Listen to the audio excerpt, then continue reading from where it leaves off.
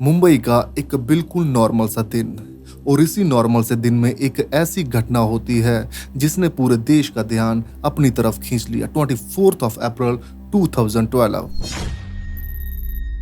इसी दिन 25 years old एक अंग्रेज लड़की जिसका नाम था शीना बोरा अचानक गायब हो गई। She suddenly disappeared. शुरुआती दिनों में किसी को भी अंदाजा नहीं था कि ये केस सिर्फ एक केस बनकर नहीं बल्कि इंडिया के टॉप फेमस क्राइम केसेस में अपनी जगह बना लेगा। बट एट दैट टाइम किसी को भी अजीब नहीं लग रहा था, ना पुलिस को, ना मीडिया को और ना ही आम लोगों को, क्योंकि उस समय किसी के पास कोई रीजन ही नहीं था जिससे पता चल सके कि ये केस काफी बड़ा बन चुका है। शीना बोरा के गायब होने के बाद उनके ऑफिस में एक रेजिग्नेशन लेटर पहुंचता है जिस पर लिखा था शी हैड रिजाइंड। उनके ऑफिस वालों को लगता है कि उन्होंने अपनी मर्जी से जॉब छोड़ी है। इसी वजह से ऑफिस की तरफ से शीना को बार बार कांटेक्ट करने की कोशिश नहीं करी जाती। कुछ ही दिनों बाद शीना की जगह एक नया एम्प्लॉय आकर बैठ जाता है, पर उस समय ये सबको नॉर्मल लग रहा था। But story does not end there. सबको हैरान करने वाली बात कुछ और ही थी। एक 25 ईयर ओल्ड गर्ल अचानक डिसअपियर हो चुकी थी, लेकिन उसकी फैमिली की तरफ से कोई भी पुलिस स्टेशन में मिसिंग कंप्लेंट नहीं करवाई गई थी। आमतौर पर जब भी फैमिली का कोई पर्सन मिसिंग हो जाता है तो सबसे पहला काम होता है पुलिस कंप्लेंट करवाना, पर इस केस में ऐसा कुछ भी नहीं होता। इसी लापरवाही ने बाद में इन्वेस्टिगेशन के दौरान पुलिस का ध्यान अपनी तरफ खींच लिया। वक्त बीतता गया, एक दिन, 2 दिन, एक हफ्ता, एक महीना और फिर देखते ही देखते पूरे 3 साल गुजर गए। ऐसा लग रहा था शीना बोरा नाम की लड़की अचानक सबकी जिंदगी से गायब हो गई हो, लेकिन अगस्त 2015 में सब बदल गया। 3 साल के बाद ये दबी हुई कहानी एक बार फिर जिंदा हो गई जब शीना बोरा के केस में इंद्राणी मुखर्जिया को सस्पेक्ट समझकर मुंबई पुलिस ने गिरफ्तार कर लिया। आखिरकार ये इंद्राणी मुखर्जिया कौन थी? हैरानी की बात यह थी कि इंद्राणी सिर्फ इस केस की एक्यूज नहीं थी, वो शीना बोरा की बायोलॉजिकल मदर भी थी। उस समय इंद्राणी मुखर्जिया को मीडिया एग्जीक्यूटिव के नाम से भी जाना जाता था। वो 9X स्टेशन की को फाउंडर भी रह चुकी थी, लेकिन उनका करियर सिर्फ मीडिया से शुरू नहीं हुआ था। 90s के दौर में उन्होंने INX सर्विस के नाम से एक HR कंपनी शुरू की थी। ये कंपनी अलग अलग कंपनीज के लिए एम्प्लॉयज रिक्रूट करने का काम करती थी। बाद में इंद्राणी मुंबई शिफ्ट हो गई और धीरे धीरे मीडिया इंडस्ट्री में अपनी पहचान बना ली, लेकिन अगस्त 2015 में उनकी पहचान अचानक बदल गई। अब वो एक सक्सेसफुल वुमेन के रूप में नहीं बल्कि शीना बोरा मर्डर के मेन एक्यूज्ड के रूप में मीडिया में आने लगी थी। इंद्राणी की गिरफ्तारी के बाद पुलिस ने उनके ड्राइवर श्यामवर पिंतुरम राय को भी सस्पेक्ट मानते हुए गिरफ्तार कर लिया। जैसे जैसे पुलिस की जांच आगे बढ़ी वैसे वैसे इस केस में नए नए नाम सामने आने लगे। इस पूरे मामले में इंद्राणी मुखर्जिया, उनके एक्स हस्बैंड संजीव खन्ना, उनके हस्बैंड पीटर मुखर्जी और ड्राइवर श्यामवर पिंतुरम राय सभी पुलिस के शिकंजे में फंस चुके थे। अब ये केस एक मिसिंग पर्सन का केस नहीं रहा था, ये केस एक ऐसा केस बन बैठा था जिसने पूरे देश का ध्यान अपनी तरफ खींच लिया। 24/7 हर चैनल पर एक ही अपडेट चलता था, Sheena Bora, Sheena Bora. Every morning came with a new update. अब जानते हैं आखिर शीना बोरा थी कौन, क्योंकि इसी जवाब में छुपे हैं कई राज। शीना बोरा का जन्म 11 Feb 1987 गुवाहाटी रीजन में हुआ था। उनकी माँ का नाम इंद्राणी मुखर्जिया और कुछ लोग उन्हें पूरी बोरा के नाम से भी जानते थे, लेकिन शीना बोरा के बायोलॉजिकल फादर के बारे में कई बार अटकलें सामने आती रही। सिद्धार्था दास जो इंद्राणी के पहले पार्टनर थे, उन्होंने क्लेम किया कि वो शीना और उनके भाई मिखेल बोरा के बायोलॉजिकल फादर हैं, और इंद्राणी बार बार इस चीज से इनकार करती थी। ये दोनों अलग अलग क्लेम करते थे और इन दोनों भाई बहनों की परवरिश बचपन से ही गुवाहाटी में हुई and they both studied there. बाहर से देखा जाए तो उनका बचपन बिल्कुल एक आम बच्चों की तरह था, लेकिन धीरे धीरे उनकी जिंदगी एक ऐसे मोड़ की तरफ बढ़ रही थी जिसका शायद अंदाजा उस वक्त किसी को नहीं था। एंड ईयर 2006 में शीना बोरा गुवाहाटी से मुंबई आ जाती हैं और यहाँ आकर वो सेंट शेवर कॉलेज में एडमिशन ले लेती हैं और इसी कॉलेज से शीना बोरा ने अपनी BA की पढ़ाई पूरी करी। फिर धीरे धीरे अपनी लाइफ और अपने करियर पर फोकस करने लगी। साल 2009 में शीना बोरा ने रिलायंस इंफ्रास्ट्रक्चर में जॉब करना शुरू करी। यहाँ वो लगभग 2011 तक काम करती हैं। इसके बाद शीना मेट्रो 1 में जॉब करने लगती है। यहाँ उनकी पोस्ट असिस्टेंट मैनेजर की थी और इसी दौरान उनकी पर्सनल लाइफ में एक बड़ा बदलाव आया। शीना बोरा का रिलेशन राहुल मुखर्जिया के साथ था। Rahul Mukerjea was the son of Peter Mukerjea. Yes, Sheena Bora का स्टेप ब्रदर था और इसी वजह से इन दोनों का रिश्ता चर्चा में रहता था। दोनों एक दूसरे को काफी पसंद करते थे और समय के साथ साथ दोनों ने एंगेजमेंट भी कर ली। दोनों अपने फ्यूचर को लेकर प्लानिंग कर रहे थे। अगर उस वक्त कोई बाहर से शीना की जिंदगी को देखता तो शायद उसे सब बिल्कुल नॉर्मल लगता। एक पढ़ी लिखी लड़की, अच्छी नौकरी और स्टेबल करियर और एक सीरियस रिलेशनशिप। लेकिन कहानी का एक पहलू ऐसा भी था जिसके बारे में बहुत कम लोग जानते थे। इंद्राणी मुखर्जी ने कभी भी सोसाइटी के सामने शीना और मिखेल को अपने बच्चों के रूप में इंट्रोड्यूस नहीं करवाया। वो हमेशा अपनी यंगर सिस्टर और यंगर ब्रदर के रूप में इंट्रोड्यूस करवाती थी। यानी जिन्हें इंद्राणी के लोग छोटे भाई बहन समझ रहे थे वो असल में इंद्राणी के बच्चे ही थे। बहुत से लोगों को सालों तक इस सच का पता नहीं था। इस बात की जानकारी बहुत ही ज्यादा कम लोगों को थी। लेकिन सिर्फ शीना की जिंदगी ही नहीं, इंद्राणी मुखर्जी की जिंदगी भी बार बार बदलती रही। और जब वो टीन एज में थी, इंद्राणी और सिद्धार्थ दास रिलेशनशिप में आ गए। इसी रिलेशनशिप के दौरान 1987 में शीना और 1988 में मिखेल का जन्म हुआ। और रिकॉर्ड्स के मुताबिक इंद्राणी मुखर्जी का जन्म 1972 को हुआ था। इस हिसाब से जब शीना का जन्म हुआ तब इंद्राणी की उम्र लगभग 15 से 16 साल के आसपास थी। और कुछ ही समय के बाद इंद्राणी और सिद्धार्थ दास का रिलेशन खत्म हो गया। और इसके बाद साल चलते चलते इंद्राणी ने संजीव खन्ना के नाम के आदमी के साथ शादी कर ली और इस रिलेशन से उन्हें एक बेटी पैदा हुई जिसका नाम विधि था। फिर 2002 साल आते आते इनका ये रिलेशन टूट गया और इनकी ये शादी ज्यादा देर तक टिक नहीं पाई। इनका डाइवोर्स हो गया। फिर उसके बाद इन्होंने पीटर मुखर्जी नाम के एक आदमी के साथ 2002 में शादी कर ली। पीटर मुखर्जी मीडिया एग्जीक्यूटिव थे। यहीं से मुखर्जी फैमिली की कहानी एक नए मोड़ पर पहुंच गई। लेकिन सालों बाद शीना बोरा के भाई मिखेल ने एक ट्रुथ सबके सामने रखा। उनका कहना था कि साल 2006 में इंद्राणी ने उन्हें जबरदस्ती एक मेंटल इंस्टीट्यूशन भेजने की कोशिश करी थी। ये मिखेल का क्लेम था। इन्वेस्टिगेशन के दौरान इस क्लेम पर भी ध्यान दिया गया। उस वक्त लोगों के मन में एक ही सवाल था कि क्या कोई मां ऐसा कर सकती है, पर किसी को अंदाजा नहीं था कि कुछ ही सालों बाद 24 अप्रैल एक शाम इस कहानी को पूरी हमेशा के लिए बदल देगी। और उस दिन के बाद शीना बोरा का नाम सिर्फ करियर या रिलेशन की वजह से नहीं बल्कि इंडिया के सबसे चर्चित क्राइम केसेस में से एक की वजह से याद किया जाने लगा। 24 अप्रैल के बाद शीना बोरा को किसी ने नहीं देखा और धीरे धीरे उसके मामले में ऐसी बातें सामने आने लगी जिसने पूरे केस को उलझा दिया। शीना अपनी जॉब पर नहीं पहुंची। कुछ ही समय बाद उनकी कंपनी को रेजिग्नेशन लेटर मिलता है। लेटर देखकर ऑफिस में सबको नॉर्मल लगता है कि शायद शीना ने अपनी मर्जी से दिया होगा, इसलिए कंपनी की तरफ से इस मामले में कोई रिप्लाई नहीं किया जाता, कोई उनसे सवाल नहीं पूछा जाता। ऑफिस को लगा कि शीना ने अपनी मर्जी से अपनी नई जिंदगी की शुरुआत करने के लिए ऑफिस को छोड़ दिया है। उसी दिन शीना के फोन से करा हुआ मैसेज राहुल मुखर्जी को मिलता है कि उसने ब्रेकअप कर लिया है। उसमें लिखा था कि शीना रिलेशन को खत्म करना चाहती है।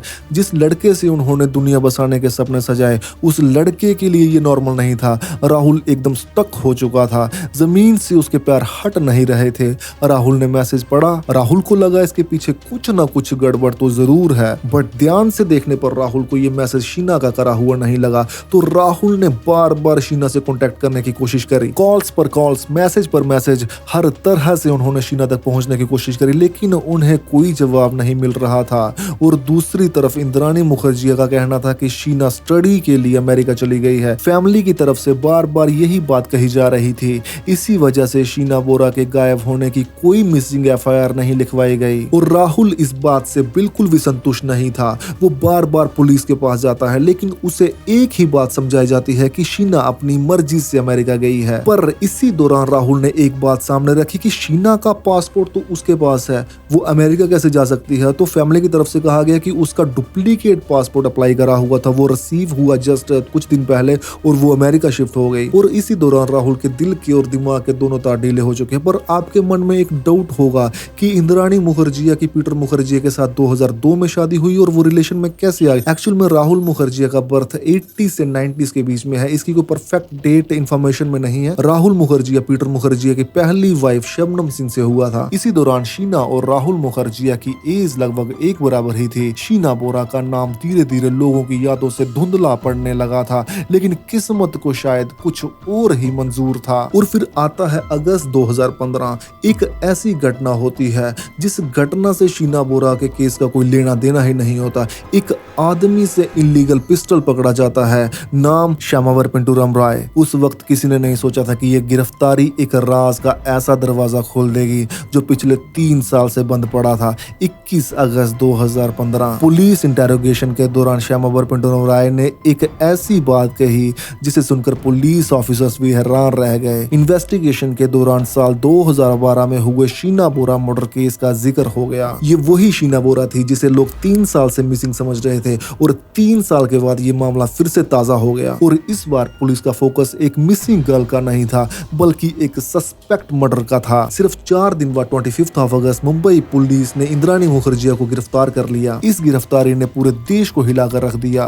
क्योंकि जिस महिला को लोग सक्सेसफुल मीडिया एग्जीक्यूटिव के रूप में जानते थे, अब उन्हीं पर अपनी बेटी के मर्डर का आरोप लग रहा था। 26 अगस्त 2015 को पुलिस ने कोलकाता से इंद्राणी के एक्स हस्बैंड संजीव खन्ना को भी गिरफ्तार कर लिया। और फिर सीबीआई ने कई लोगों से दोबारा पूछताछ करे। इन्वेस्टिगेशन धीरे धीरे आगे बढ़ रही थी। इसी दौरान एक और बड़ा कदम उठाया गया।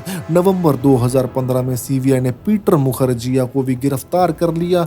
अब इस केस में इंद्राणी मुखर्जिया, पीटर मुखर्जिया, संजीव खन्ना और ड्राइवर श्यामावर पेंतुरम राय, ये सब लोग कालकोटरी में जा चुके थे। और इसी बीच सीबीआई ने कोर्ट में अपनी चार्जशीट फाइल कर दी और इस चार्जशीट में लिखा था 24 अप्रैल को इंद्राणी मुखर्जिया, उनके ex husband Sanjeev Khanna and driver Shyamvar Pinturam तीनों बांद्रा एरिया में एक कार के अंदर मौजूद थे। सीबीआई के आरोप थे इस कार में शीना बोरा का गला दबाकर उनकी हत्या कर दी गई थी। और इसी पूरे मामले के बीच एक वजह सामने बनकर आई, राहुल मुखर्जिया और शीना बोरा का रिलेशन। ये ना ही इंद्राणी मुखर्जिया को पसंद था और ना ही पीटर मुखर्जिया को। चार्जशीट में आगे कहा गया कि घटना के बाद शीना बोरा की बॉडी को एक बैग में रखा गया, उसके बाद उसकी बॉडी को वर्ली ले जाया गया। सीबीआई के मुताबिक अगली सुबह यानी 25 अप्रैल 2012 को बॉडी को रायगढ़ डिस्ट्रिक्ट के पैन तहसील के गागोड़े जंगल में ले जाया गया और वहां शीना बोरा की बॉडी पर पेट्रोल डालकर आग लगा दी गई।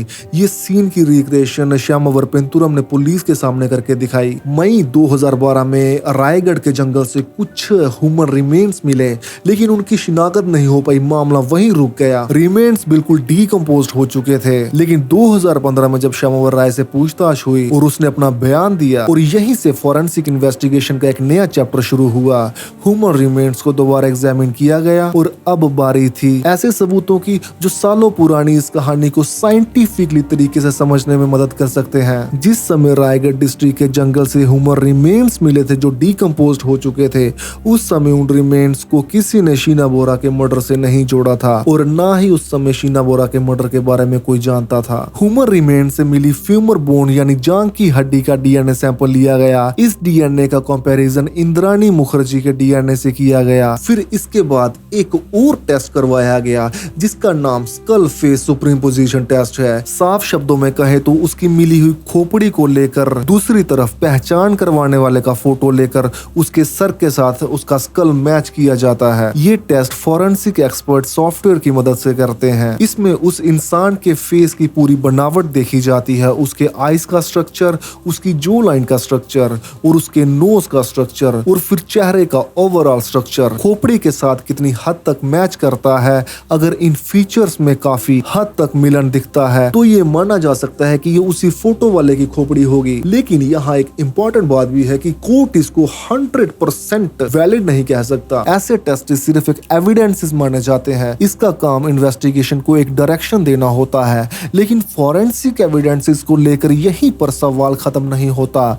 जांच के दौरान ये बात भी सामने आई कि 2012 में कलेक्ट किए हुए सैंपल्स और 2015 में एग्जामिन किए हुए सैंपल्स में एक बड़ा डिफरेंस सामने आया है। लोगों का सवाल था कि इस फैसले में इतना समय क्यों लग रहा है, लेकिन इसकी काफी ज्यादा वजहें थी। उनमें से एक वजह थी कि विटनेस की काफी ज्यादा संख्या होना। सीबीआई ने 140 विटनेसेस कोर्ट में पेश करे, हर एक विटनेस का बयान लेना, फिर उसको री एग्जामिन करना और उसके बाद एक नई तारीख दे देना। इसी के बीच चलते कुछ विटनेस ऐसे भी थे जो बाद में अवेलेबल नहीं रहे, कुछ की मौत हो गई और कुछ को दोबारा समन भेजना पड़ा। लेकिन इसी लंबी कानूनी लड़ाई के दौरान 2019 इंद्राणी और पीटर मुखर्जिया ने अपनी शादी खत्म करने का फैसला किया। हैरानी की बात यह थी जब दोनों ने डिवोर्स लेने का फैसला किया, उस वक्त दोनों जेल में थे। इंद्राणी मुखर्जी मुंबई की वायकुला जेल में थी, वहीं पीटर मुखर्जी आर्थुरा रोड जेल में थे। कोर्ट ने जरूरी डॉक्यूमेंट लेने के बाद 3 अक्टूबर 2019 को इन दोनों को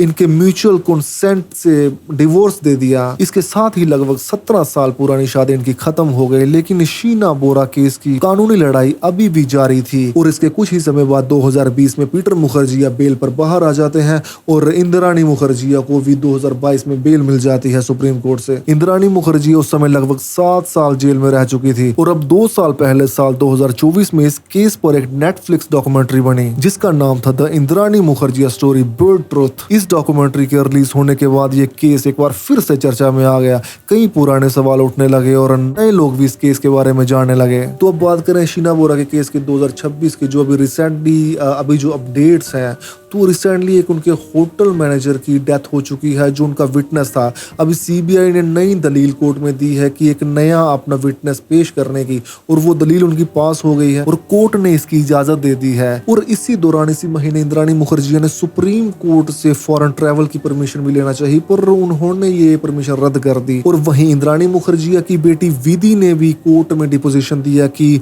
2012 के बाद शीना बोरा को जिंदा देखा गया है, लेकिन ये विधि का बयान था। इस क्लेम को भी कोर्ट के सामने दूसरे सबूतों के साथ परखा जाना है और इसी वजह से इस केस का फाइनल फैसला दूर दूर होता जा रहा है। हम भी उस प्रभु से दुआ करेंगे कि इस लड़की को जरूर न्याय मिले और जल्द से जल्द न्याय मिले। कोर्ट इस केस में जो मर्जी फैसला करे वो फैसला न्याय के तराजू पर तोला हुआ होना चाहिए और शीना बोरा की आत्मा को शांति जरूर मिलनी चाहिए, उसके अपराधी सलाखों के पीछे होने चाहिए। पर वो कैसी माँ जिसको अपनी बेटी को बेटी कहने में शर्म आती है, वो कैसी माँ जिसने उसको अपने बाप के बारे में नहीं बताया कि तेरा बाप कौन है, वो कैसी माँ जो हर दूसरे तीसरे साल अपना पति बदलती है, वो कैसी माँ जो एक 25 वर्ष की अपनी ही बेटी के मर्डर के केस में एक्यूज दिखाई जाती है, वो कैसी माँ जो 7 साल तक अपनी ही बेटी के मर्डर के केस में जेल काट कर आती है।